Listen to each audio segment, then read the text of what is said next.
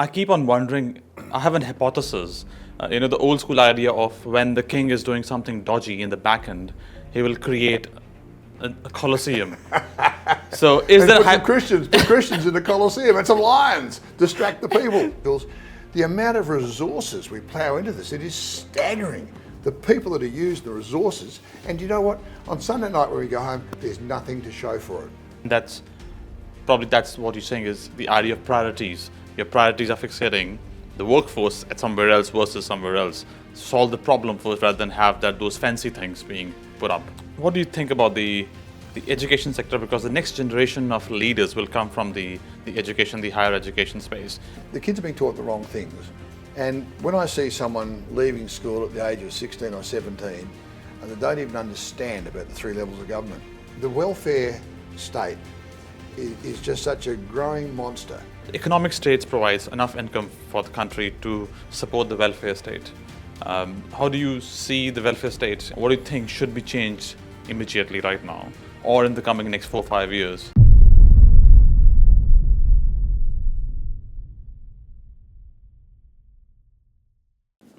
Welcome, Tony. How are you? Yeah, good, thanks, mate. Good. Thank you for your time today. Elections are looming.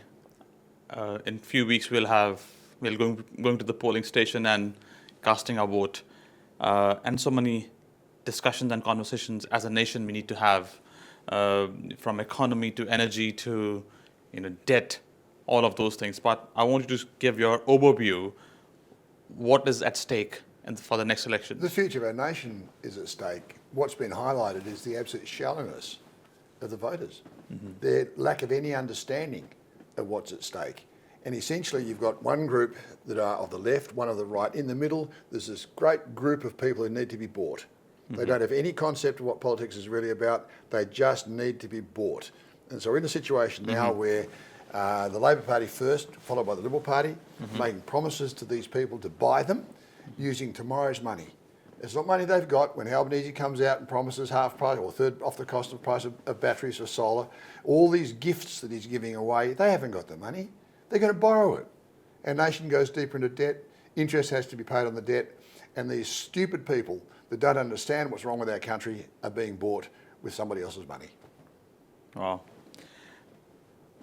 How do you see debt being used as a way to spend today and then get votes? We've got too much debt.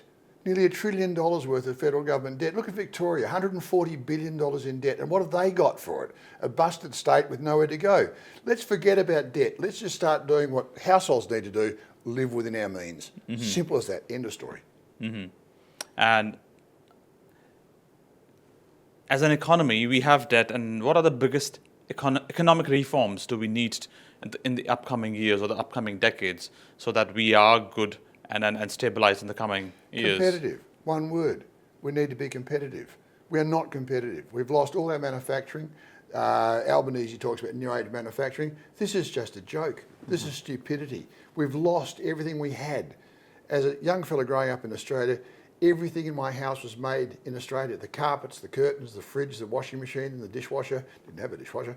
But everything in our house was made in Australia. I walk out into my farm and I look at all the machinery I've got. The car, the ute, the truck, the tractors, the harvesters, made in Australia. You can't even buy an Australian wheelbarrow today, as far as I know.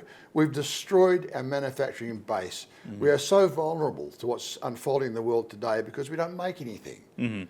Our capacity to refine fuel, 2 worn-out refineries left in the country. Most of them are shut. Kwinana is shut. We can't even distill our own fuel, for heaven's sake. And then it comes down to fertiliser. As a farmer, I would like to think that some of the fertiliser that I might like to use is made in Australia. It's not. We buy all our fertiliser, all our fuel, all of our machinery from overseas, and yet we stand up and say, Aussie, Aussie, Aussie, rah, rah, rah, Australia's great. Australia's not great. We should be ashamed of ourselves. Wow. As growing up, you talked about things were made in Australia. And from a farming background, what do you see the changes happening from a farming point of view or an agrarian economy point of view? Can we feed ourselves? Can we support ourselves? Okay, look, this is a really fascinating point. This is really important stuff. The federal government made a request to agriculture to put forward our thoughts on food sustainability. Now, we produce enough food in Australia on an average year to feed our population twice over. 27 million people, we can feed over 50 million people around the world. On a good year, even more. So we have the capacity to do this. The sustainability issue rests on government intervention, on red tape, on green tape, on black tape, on every other regulation and act of stupidity they put in our way to be competitive and to be sustainable. But how can I say I have confidence we're sustainable when we've got 20 days worth of diesel fuel in our country? I run a big truck, I need tyres. We don't make any tyres in Australia. If the world became very untidy, if the arrangements we have with the people that supply us with fuel and tyres and fertiliser were to break down, we've got nowhere to go. We don't even make a truck tyre in our country anymore. So when you say sustainable, as a farmer, hell, I'm not inefficient. I'm very good at what I do, but I do at least need to know I can get the things I need, which is fuel and tyres and chemicals. We sit in a situation right now where if we're not sustainable, it rests at the lap of government. It's not at the lap of agriculture, because my little farm, and it's just my wife, myself and my son and one part-time employee, we produce enough food to feed 1,000 people. You know, one little family unit feeding, sorry, not 1,000, 10,000 people. My little farming unit can feed 10,000 people in a year, and yet I'm not making enough money out of it to make it worthwhile investing more money in my industry. So I'm investing off my farm because I don't see it as having a future I want to invest in. Wow. And from a, as a state, Western Australia has been a mining-focused state. And how does that has made us, from a point of view of have become so much dependent on one sector for the state to grow? Can I use the word lazy? You say dependent. I'll use the word lazy. We are so lazy. Between 10 and 12 billion dollars worth of royalties is given to our state government every year by the mining industry. But what about all the money that comes back from all the people that are working up there, all the investment up there? Every time an aeroplane flies up there with fly and fly out workers on board, there's the aircrew on the ground that maintain and sustain the aeroplane. There's the people that pack the meals that go onto the aeroplane that are fed to people on the way up there.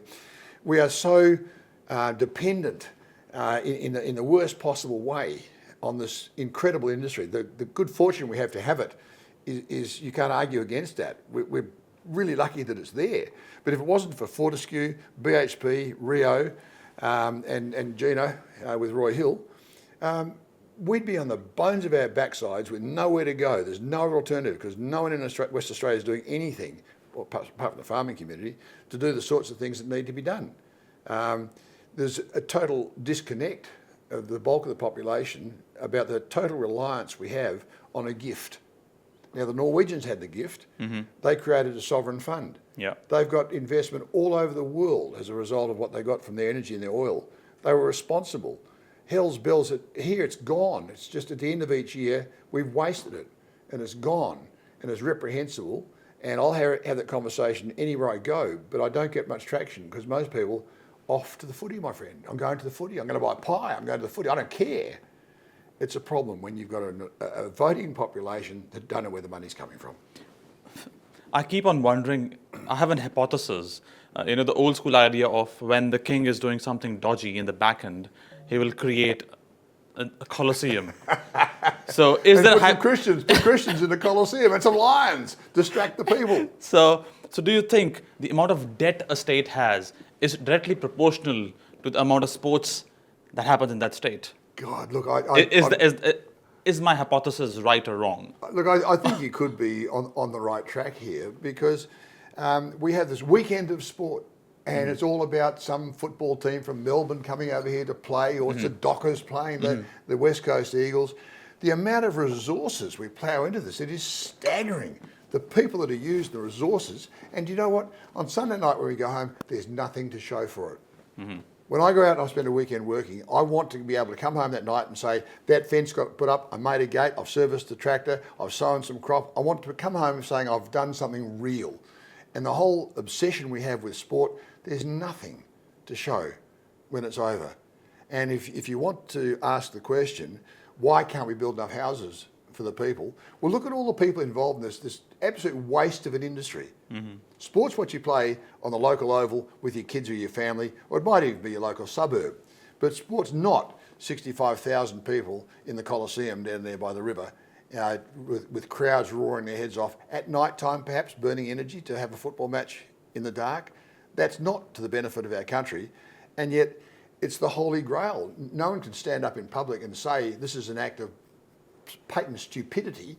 I do, but people look at me as if to say, well, what planet are you coming from? My planet is the real world. The real world. And then the next bigger challenge is the housing crisis. Is there a crisis in terms of the pricing which is going up and the economy? Have we, consciously put in so much money in the housing market, or not put so much money because of red tape and all of that, to not to create a thriving housing industry?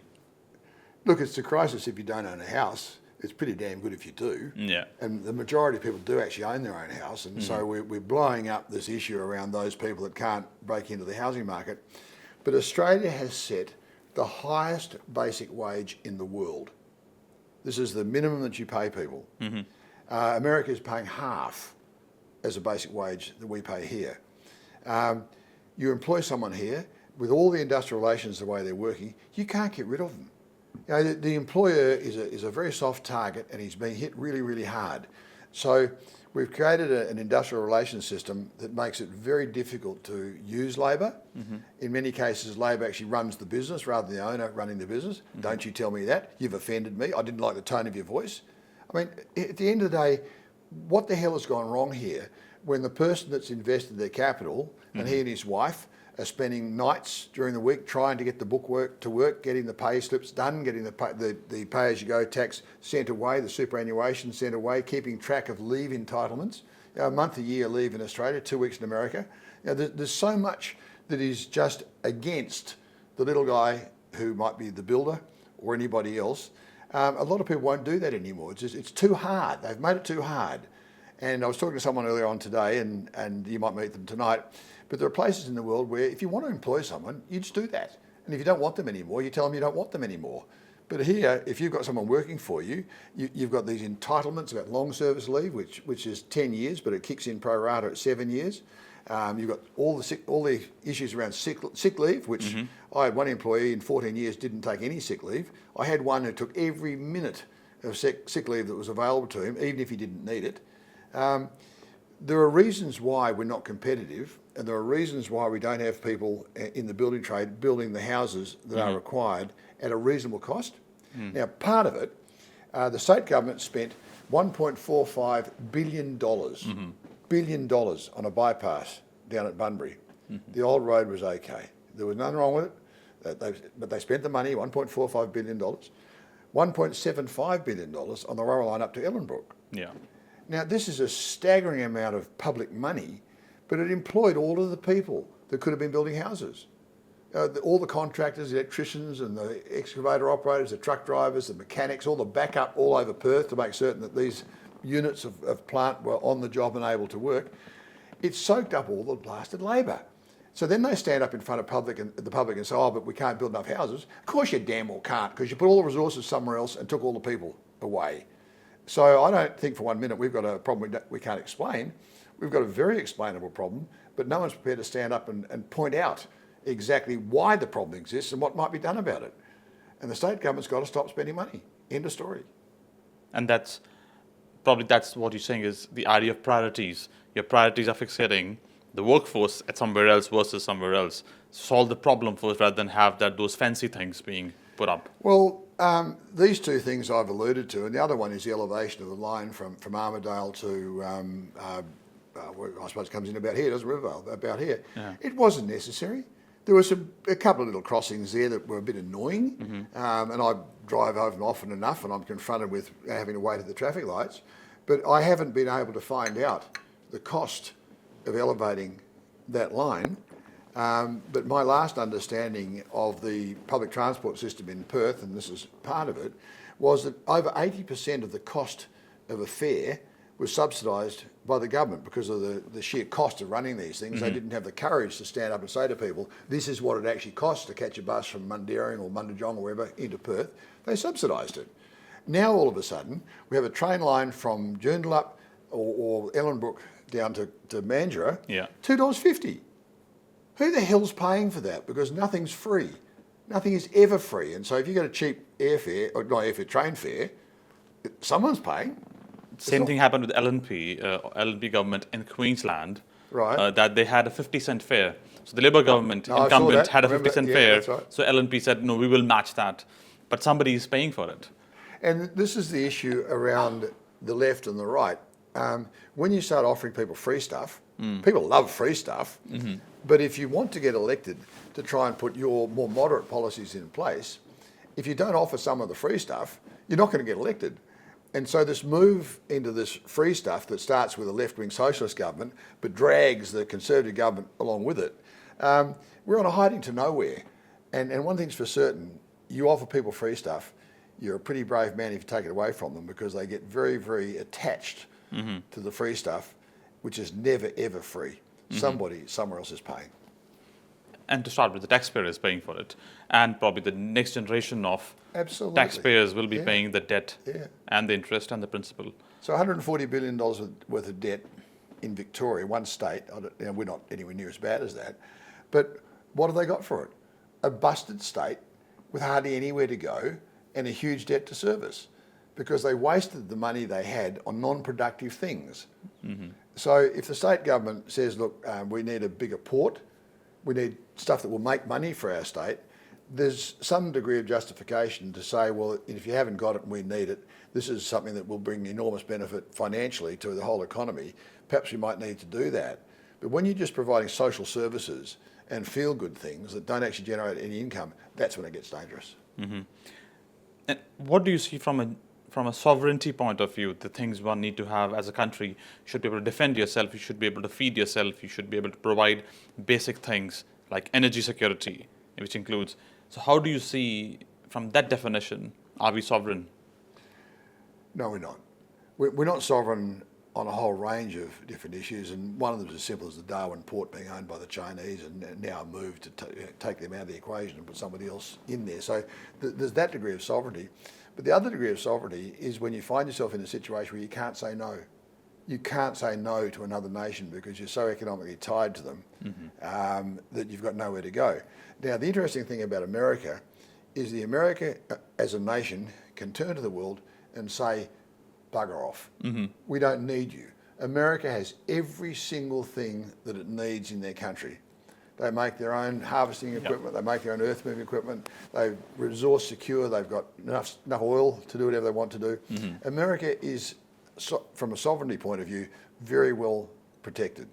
We are so exposed here, we are monumentally exposed because we just don't have, we don't even make enough plasma, blood plasma. We're importing it from overseas. I think some of it actually comes from India. But help me, God, plasma, for crying out loud, we should be exporting this stuff. And there's one operation in Sydney that's making plasma, but it doesn't make enough. So now we're importing this stuff. This is absurd. What do you think about the education sector? Because the next generation of leaders will come from the education, the higher education space. And if we are feeling the debt today, and if we don't have strong leaders who can take this debt head on, have some moderate policies and have some policies of thrift to make sure that we play or stay within our means. So how do you create that next generation of leaders? Well, Dutton's got himself into trouble as he walks into this election because he had a few things to say about woke education and teaching our kids the wrong things. My grandchildren are being taught to speak in Aboriginal. You know, and don't think it's one language over the whole country. It's a local dialect and it's not understood 100 kilometres away from where I live. The kids are being taught the wrong things. And when I see someone leaving school at the age of 16 or 17 and they don't even understand about the 3 levels of government. I mean, you've filled their head full of all sorts of nonsense, but you haven't told them about local government, state government and federal government. When they don't understand the role in WA of the Legislative Council and the Legislative Assembly, they don't understand that. They're going to vote for, and they have no concept of a House of Review and how it works. When you talk about the government in Canberra, very few people I talk to can explain anything about how our government works, about the House of Reps and how legislation is born in the House of Reps and how it then goes through into the Senate for a review. Most Aussies haven't got a bloody clue.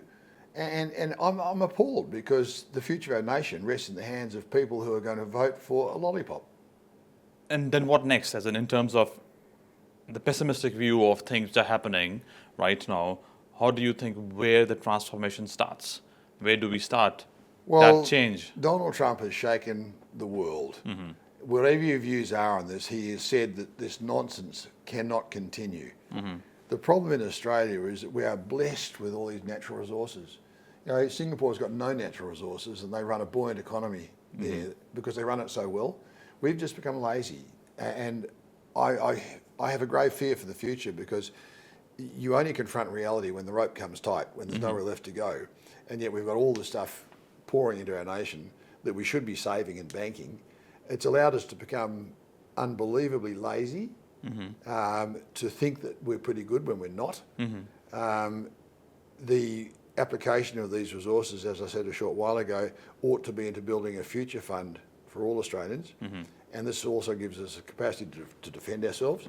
I think we've got 6 Collins-class submarines at the moment. I was told yesterday there's only one that's seaworthy at the moment. The Americans asked us to send a force to the Gulf to protect the shipping in the Red Sea against the Houthis. We declined. I think it was because we are not able to send ships over there and keep them there and bring them back home again. I think that Navy is that enfeebled. And yet if you cast your mind back in history to the end of World War II, we had the 4th biggest air force in the world.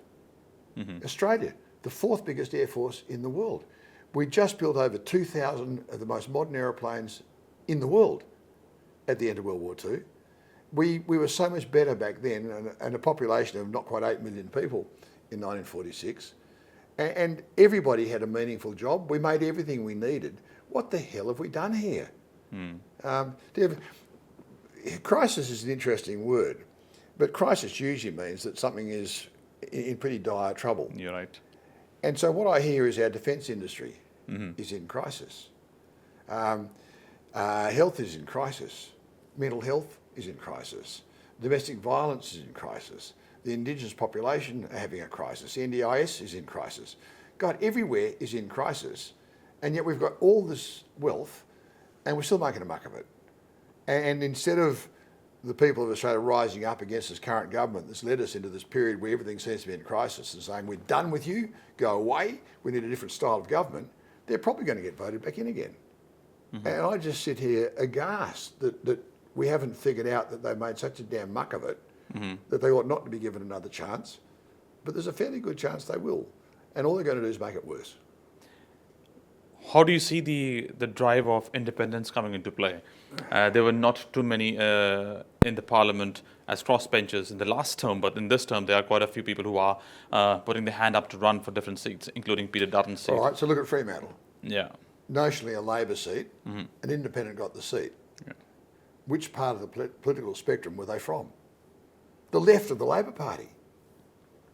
You know, the Greens, that's an unfortunate word, the Greens, because they're not. They're the radical socialists.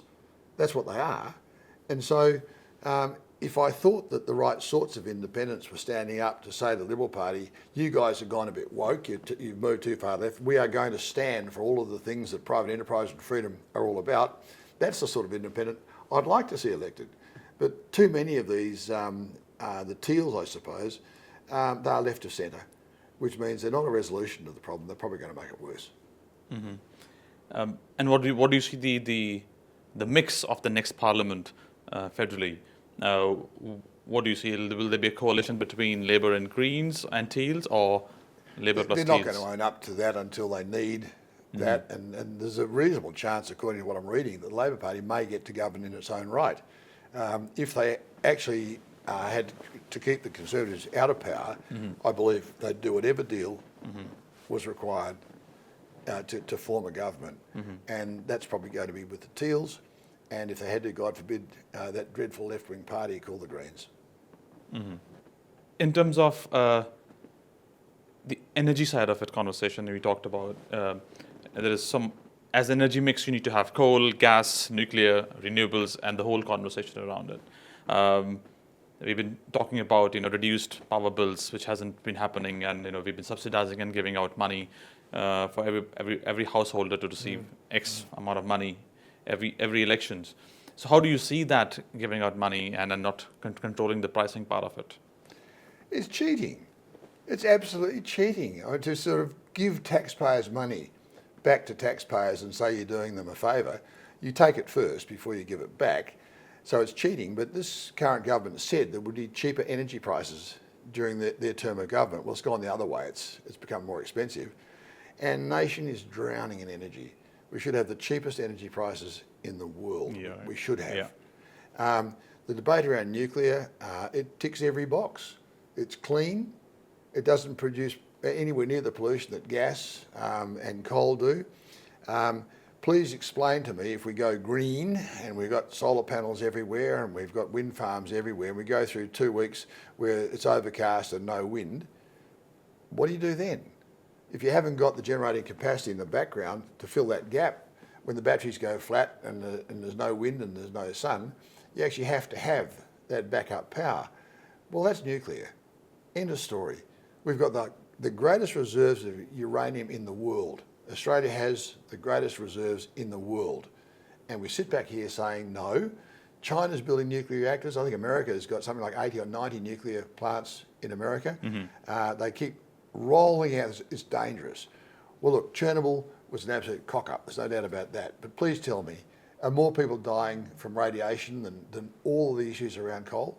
Mm-hmm. Coal is not, well, it's a cheap, reliable source of power, but it's not squeaky clean. But nuclear, on the basis of the modern technology, is a very viable form of power. And once you've got it up and cranked, it's there, and it's there for keeps, and it doesn't pollute. Mm-hmm. What's in the next decade or so? How do we as a country geopolitically manage our strength in this region we are in? It's fairly, there are risks in many ways where we're sitting geopolitically. How do you see that in the next 10 years? What to be done and what could be to be observed? Look, I spent time in the Army. I know a little bit about defence. I've followed it with great interest. I know most of the armoured vehicles we're using. I know the aeroplanes we're using. I know the ships we're using. We're bereft of any capacity to seriously defend ourselves. A comment was made a while ago that Australia couldn't defend itself against a sandcastle. We have so little capacity here to do what we need to do. So then we build ourselves into alliances with other nations, which is the USA.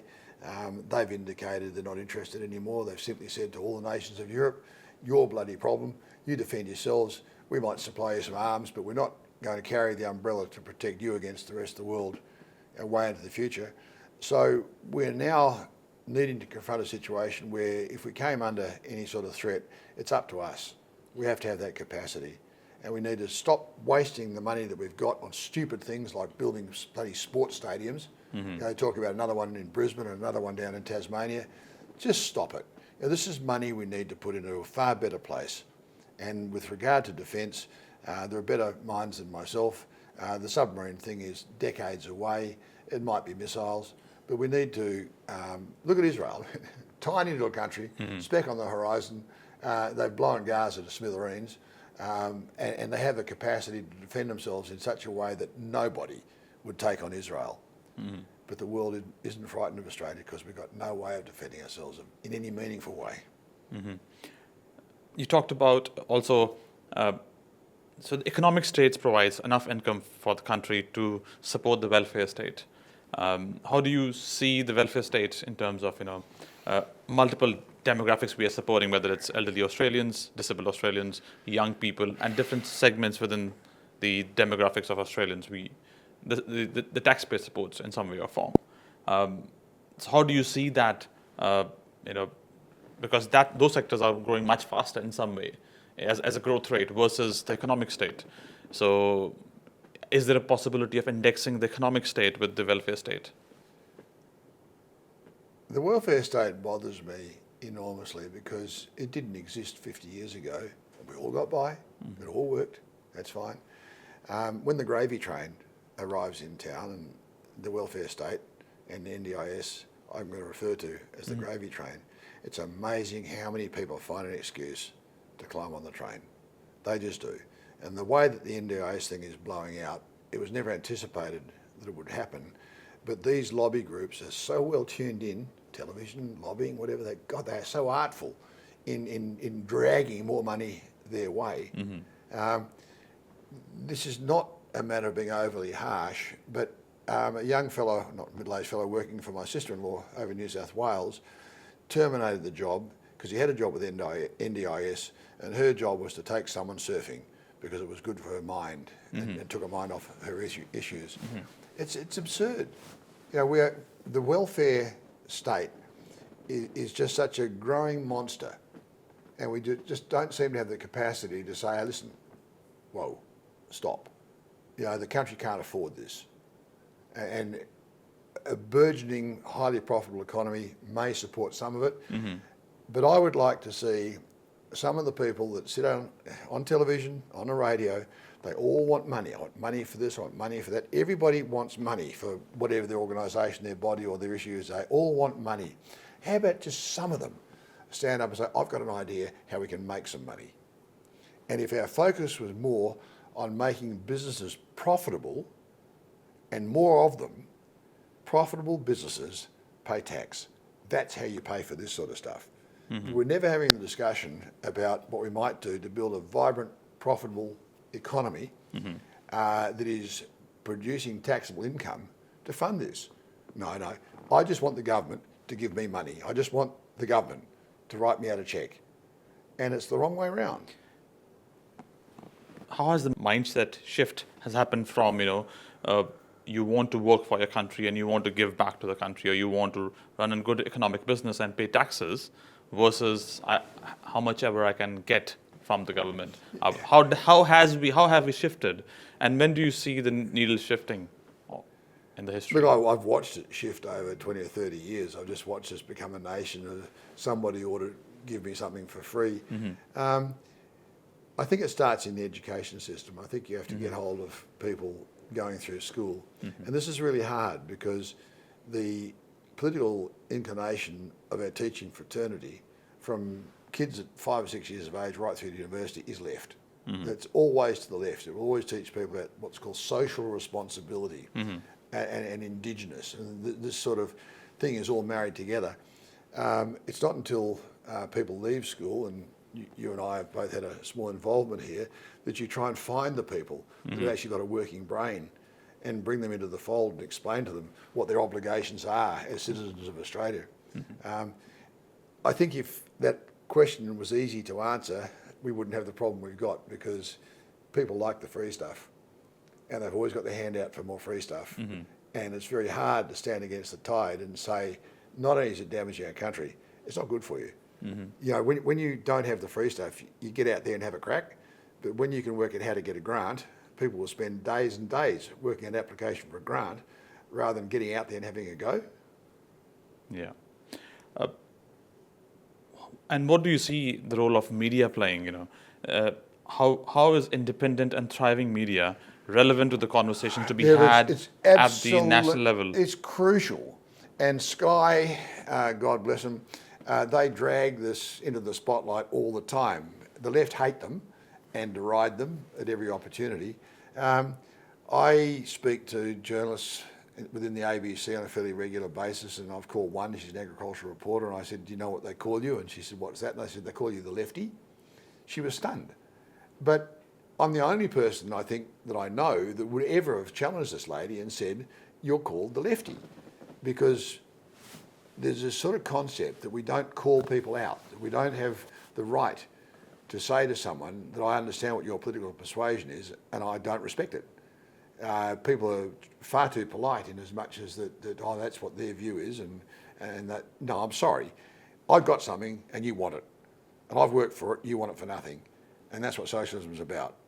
And so if I was given the opportunity to have a small session with students at school, just a half an hour a week or whatever, I'd relish the opportunity, because they would get a view of the world that's not the view that's being peddled by our education system today. And I think that they'd probably find it fairly refreshing, because I'd put something on the table that isn't being put there. And the idea of independent media, the idea of media should be without a bias. You are a journalist. You you report things without a bias. But yes, naturally, media houses have their own, leaning. Do you think the density of so less amount of media houses in the country, is that the reason why it is so much skewed? I think definitely. I think ratings are really important, and I've watched the news segment, which is not as newsworthy as it ought to be, gradually being taken over by sport. Sport at the end of a half-hour, 25-minute news bulletin might simply say West Coast won, Richmond lost, such and such. It should be over in 30 seconds. Now on the news program, we're hearing about people's marital relationships and who's having a baby and who left the team in England to come back to Australia because their wife was going to have a baby. This isn't news. And yet there's an acceptance in the community that people want to know about sport. No one's calling it out. No one's actually saying that this is a wasteful industry. The big media groups have realised that the more sport you can put in a program, the stronger your audience petition might be. And I don't know how you change that, but it's profit driven, it's advertising driven. The people of Australia think that sport's so goddamn important they need to know, and so the more sport you can put into a program, the more advertising you can wrap around it. It's wrong. It's almost sick, but trying to break that connection of these, Channel 9, Channel 7, but ABC or whatever, and their fixation around sport, I don't know how you do that. But what I would say is that the independents are probably the way forward. They're crucial. And from this view, what you have shared with us, what do you see, what do you think should be changed immediately right now? What should happen right now? Or in the coming next 4 or 5 years, so that there is long-term sustainability in the country and economic views are more seen, more respected, essentially? Gosh, I had an answer to that. I'd be really onto something. I just don't know how you change public perception. You've got Gina Reinhardt, a truly committed Australian. She pays all of her taxes. She doesn't evade any of her social obligations. She spends her money all over the place, helping so many different groups of people, and doesn't make any great amount of noise about it. She holds the same sorts of views that I've expressed to you over the last few minutes, and she's trying as hard as she can, and yet because she's a wealthy lady, most people just think of her as just being a wealthy person throwing their weight around, not a very clever person trying to explain to Australia what we're doing that's wrong. I see a lack of any willingness to champion the people that we should champion in our country. It's obtuse. We can't see the value, and we'll give people recognition for doing some pretty plain and ordinary things, and yet someone else comes out with the most amazing discovery or medical intervention process or whatever, and they might get 30 seconds. And yet what they're doing is saving lives. What this other person's doing is just entertaining a few people for a few hours of their weekend. We haven't got the balance right here. We had been the country of innovators, and a lot of innovation has happened in the last century in the country, which had brought to the world's view of things. And how do you see the investment happening in new ideas, new innovation, R&D, taking more risks and then trying new things? This will come out of our education system. This is where the foundation of future progress is born. I think that a lot of Australians that have got a really good idea are probably going to take the idea overseas to develop it because it's too hard here to do this. And when our Labor government today speaks about future manufacturing, new age manufacturing, all I can say is just get real. I'm a manufacturer. I can tell you all the roadblocks that sit in the way of someone who wants to bring innovation and new technology into the marketplace. My industry's dying. It's being hammered into the ground. Come and talk to me. Talk to me. I will tell you what you might need to do if you're serious about new age manufacturing. But otherwise, it's a dream. It's a pie in the sky. And if someone came to me with a wonderful new technology, I'd have to ask them the question, have you considered taking it overseas? Because try and do it here, they'll hammer you into the ground. They'll get you in the end. They will make it so hard that you'll wish you hadn't started it. Mm-hmm. What are the top 3 things to be done, as in 3 economic reforms we should be bringing in today? Industrial relations. Mm-hmm. That's one of the most crucial things. Red tape, green tape, black tape, all the nonsense that doesn't need to be there, that hinders people doing what I do.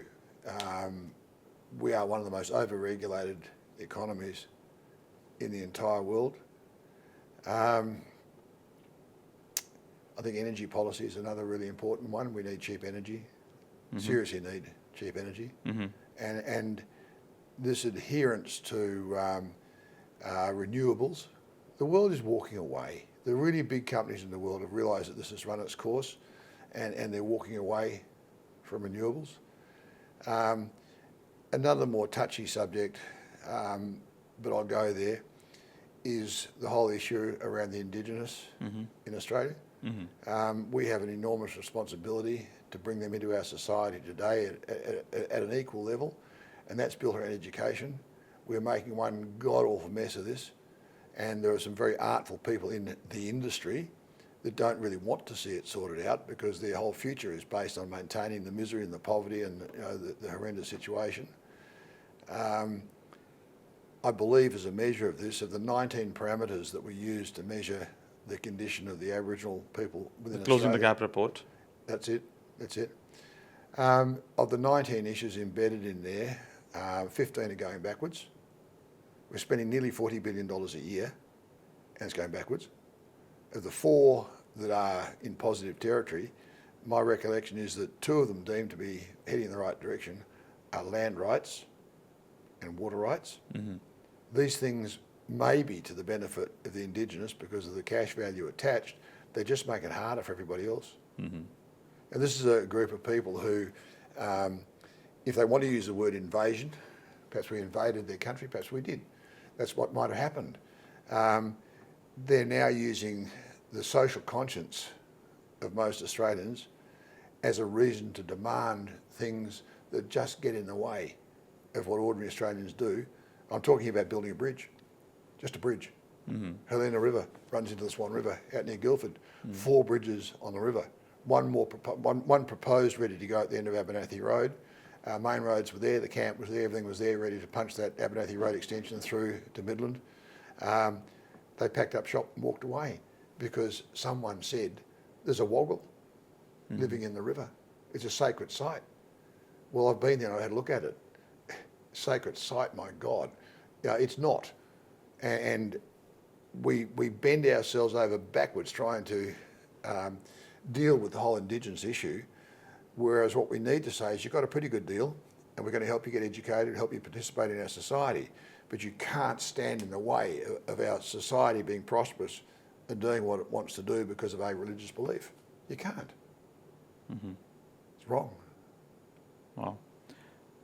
In the coming weeks, people are going to cast their vote. What do you want every voter, every Australian who is going to vote should think about before casting their vote? Will this aid our economy? Will this be something that will actually be to the benefit, of long-term benefit of our country, or is this just a sugar hit? And we're seeing an election campaign being fought today on the whole concept of sugar hit. Mm-hmm. Just a sugar hit. And it's like putting kids in charge of a lolly shop. What do you think's going to happen? Mm-hmm. And when you say, and there'll be no restraint here, whichever lollies you want, you can go and help yourself because you'll feel good about it and I'll have to pay for it tomorrow. That's where we are today. Mm-hmm. Thank you. Thank you, Tony.